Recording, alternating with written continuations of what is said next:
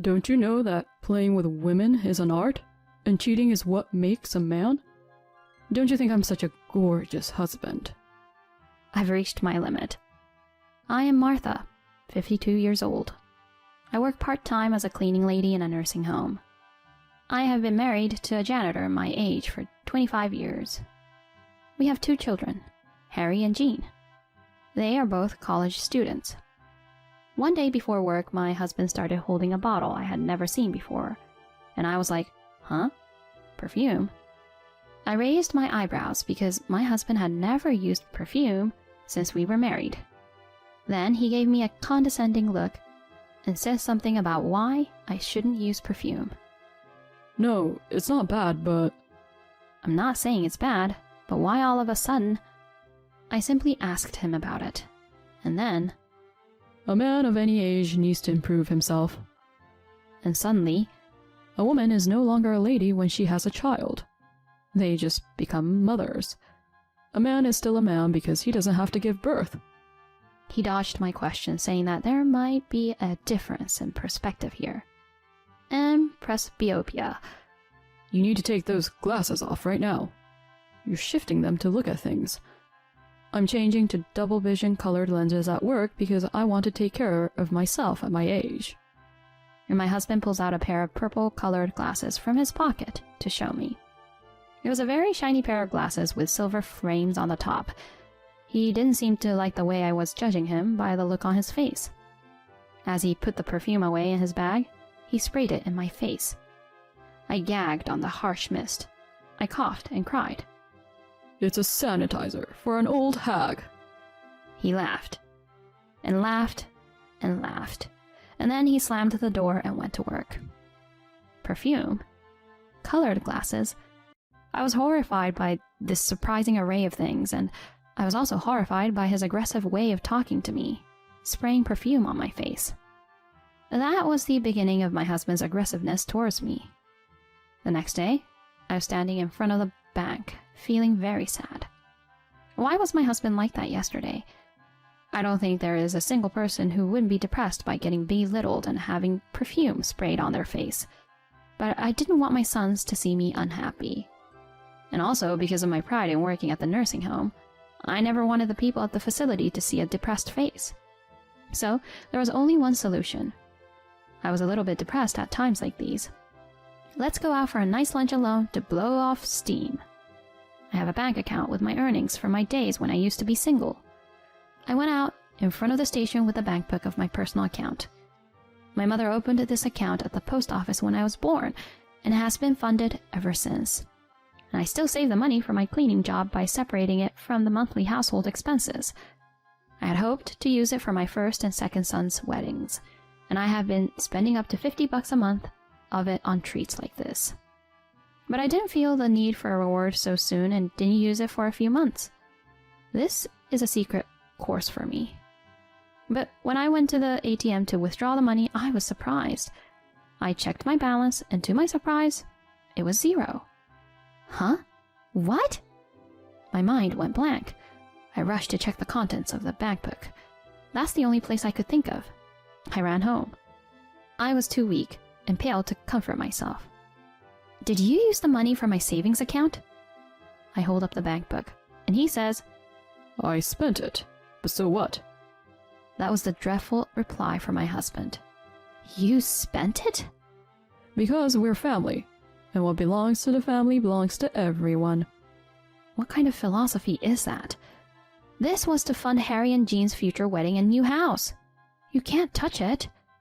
You say what belongs to the family belongs to the whole family, but you can't just spend it all by yourself, I retorted. Then, a wonderful family project. It's a dirty job you have, isn't it? That's why I have to go looking for another woman. What? A woman? I raised my voice. It was so predictable. Oh God, a woman. Unlike you, I'm young at heart, but think about it. Like I said before, you can't just have romantic feelings for your mother. That's more dangerous, right? But that's on you too, because you're not even trying to be a proper woman. You're just doing a dirty job, like cleaning houses to earn money. I'm a better person than you. I'll probably meet with the right girl. I like young women. They smell good, and they don't whine like you. That's too much for him to say. Just when I confront him about an affair, he belittles me for my age and tells me that I'm in the wrong. What? My blood rushes to my head in anger, and my words become louder. My eldest and youngest sons heard the commotion and came downstairs. They could not enter the living room, so they peeked by the door. My husband did not notice this and continued to talk to me. Don't you know that playing with women is an art and cheating is what makes a man? Don't you think I'm such a gorgeous husband? You don't think so, huh? You're just a mother and a cleaning lady. If you have a problem with me, get a divorce. You can't do it anyway because I'm the one who makes our living. I couldn't take it anymore. The blood rushing to my head exploded with a bang. I'll gladly do it, I shouted and poured water on him. I'm going to clean up your filthy mess, so pack up your stuff and get out now. Pack up my stuff and send it here. Fill out the divorce papers there first and send them to me, and I'll sign for them. He took a scrap of a receipt from his wallet and scribbled the address on the back of it and left. I stood in the room afterwards. Why do I have to pack your stuff? Who has been supporting this house? I trembled for a while in anger, but after 2 hours I began to feel uneasy. Would this house be able to hold up? Well, I'll just have to make do. I'll work more hours at my part-time job. I called out to my oldest and second son who were peeking out the door. It had been 2 hours and they were still there. I'm sorry, Mom and Dad are fighting, but you guys don't have to worry about anything. I'll work more at my job. My eldest son blurts out in response. Dad suddenly changed with his stinky perfume. He said having kids makes him old. He said that we're a burden. What? A burden? Yes, he said he wanted to be young. Having kids is a burden, he said. I reminded myself that this was no time for insecurity. You're my reason for living. I won't let you be inconvenienced until you're old enough to live on your own. My work ethic was ignited. Mrs. Martha, have you been cleaning here more often lately? The one in the wheelchair is Mrs. Lucy. She's one of the residents of this nursing home. Well, I'm in need of some money. I laugh in reply as I move the mop around. But I'm getting fat and I should exercise this much. Mrs. Lucy looks at me and says, But your hands are getting so red. Mrs. Lucy reaches out from her wheelchair and grabs my hand. I was unexpectedly overcome by emotions at such a moment. Suddenly, tears fell from my eyes. It was so bad that even I didn't realize at first that I had sunk to the floor. It is not easy to support my sons as a single parent, but I couldn't sit at home and brood over my situation. I was subconsciously tense. I think I suddenly relaxed. I hadn't had someone hold my hand and worry about me since the separation. Mrs. Lucy's eyes widened at my falling tears, but she gently rubbed my back. What happened to you? Tell me. I've been so grateful for all the help you've given me in cleaning my room. I'd love to hear your story and take the crap out of your mind. I couldn't stop crying anymore. I then talked to Mrs. Lucy, crying. Mrs. Lucy was rubbing my shoulder the whole time. A week later, I was in front of the meeting room of the nursing home. Good luck! Mrs. Lucy held my hand the same way she had that day. I nodded. Shall we go? We went into the room with another person. Inside the room, there was my husband. What are you doing here, calling me all the way from work? He asks me with a half smile. I work here. Poor you. So you're gonna say, please come home after all? Are you going to get down on your knees and say, you can't make ends meet? My husband is smirking, wearing his new glasses. I sit down opposite him, but even at that distance, the scent of his perfume hits my nose. Do you really think that's why you were called out here? That's all I know. You're saying that you're just here for your own reasons, but it's really because you don't want your 2 sons to see this, right? But that doesn't make any sense. What's with the guy next to you? My husband glares at the man next to me. Oh, come on. You started cheating on me too? But then again, you're still wearing makeup the same way as before. You haven't lost any weight? I guess you're asking me to get down on my knees too. My husband laughs without any sense of shame. He really thinks I'm such a crybaby. He even claps his hands and laughs. The man next to me offers his business card. Martha is here to talk to you about post-divorce property. I'd like to talk to you about your post-divorce assets. I'm Roy Edwards, her attorney. What? In an instant, my husband's laughter stopped. He probably thought I was having an affair with a lawyer. I guess he wasn't expecting that. He gulped. Mr. Edwards is the son of Mrs. Lucy, the wheelchair-bound woman who had approached me before. That time, when Mrs. Lucy rubbed my shoulder, "How can there be such a terrible story?" Mrs. Lucy cried as she spoke to me. She was angry with him as if I were her own. "You work so hard cleaning the room and say cheerfully, 'I'm done,' and smile at me. You know how much you inspire us, and you come up a lot in our conversations at meals. Everyone's always saying how nice you are. We've been talking about how you've been a little down lately." And Mrs. Lucy introduced me to her son. That's how it happened. Huh? She's the one who asked for the divorce. I'm not paying alimony. I wouldn't have divorced her if I wanted to pay. My husband's attitude changed as soon as he heard the word lawyer. He suddenly spoke respectfully and toned down his voice. Where was his "I'm getting a divorce" now? I won't give you a divorce if you're going to make me pay. He's really saying that? But Mrs. Lucy smiled. "Whoever requested the divorce doesn't have anything to do with the payment of alimony. And if you don't agree to the divorce, we will go to court. I'm going to explain now that you, the husband, is entirely to blame. It's due to cheating. You don't believe that this is unfair and that the husband is entirely to blame?" There's a reason, but... Whatever the reason, you cheated on her. My husband is panicking and tries to make a counter-argument. She's just a mother with a plain face. I heard on TV that you can get divorced if there are serious reasons to not keep the marriage. That's why what you say about a woman's worth is so questionable. Mrs. Lucy is blunt. But the main problem is... Mrs. Lucy pulls out a piece of paper. It was a debit statement for my bank account. As she's holding it up, she says, "It says here that all of these were drawn from Martha's account, but..." Then Mrs. Lucy pulls out another piece of paper.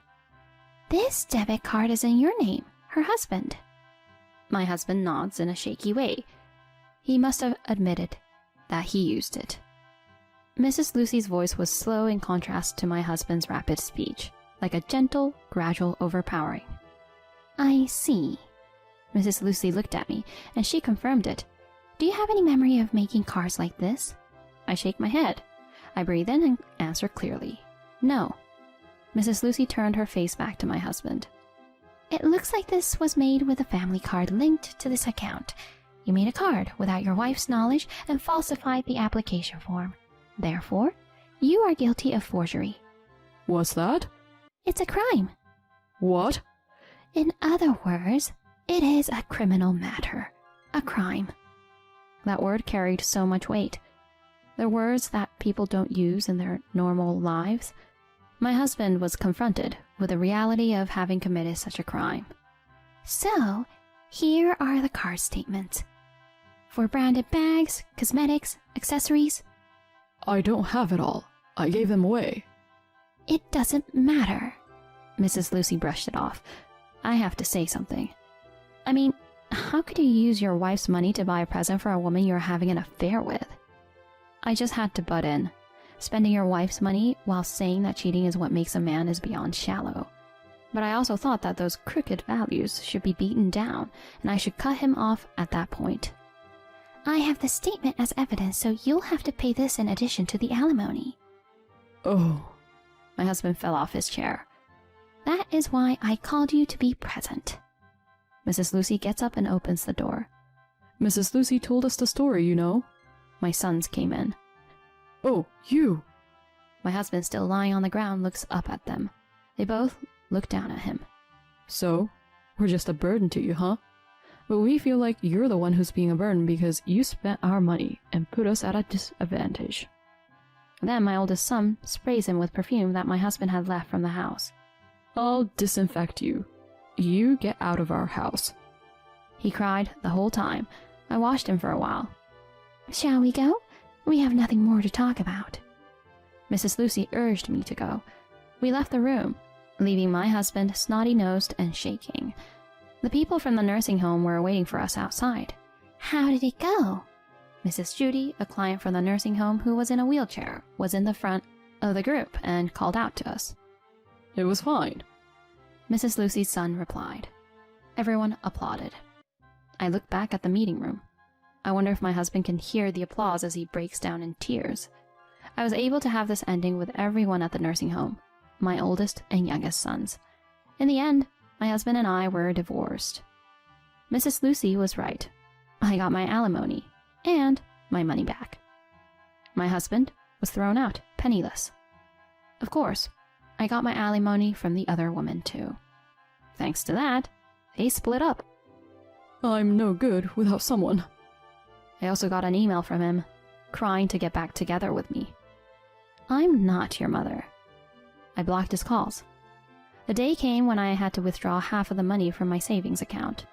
That day was my eldest son's wedding. He's wearing a tuxedo and his beautiful wife is standing next to him. You know, my eldest son approached me. Give me your hand. And he places a small gift box on my hand. Thank you for raising me. I didn't know what to give you as a present, so I heard that you needed something to write your name with in the cleaning schedule, so it's a pen. My second son peeks out from behind me. My brother said he wanted to thank you for everything. I wanted to do that too, so I also put in a little something. I almost cried. I'll save my tears until the ceremony. I look up. Thank you, Mom, for everything you've done. Your hands make me and Jean proud. I look at my dry hands, and the bride holds them for me. I know a good hand cream. I'll buy some and come over. Thank you. I squeezed her hand back. Thank you. I live with the happiness that comes from being surrounded by so many people that I love over the years.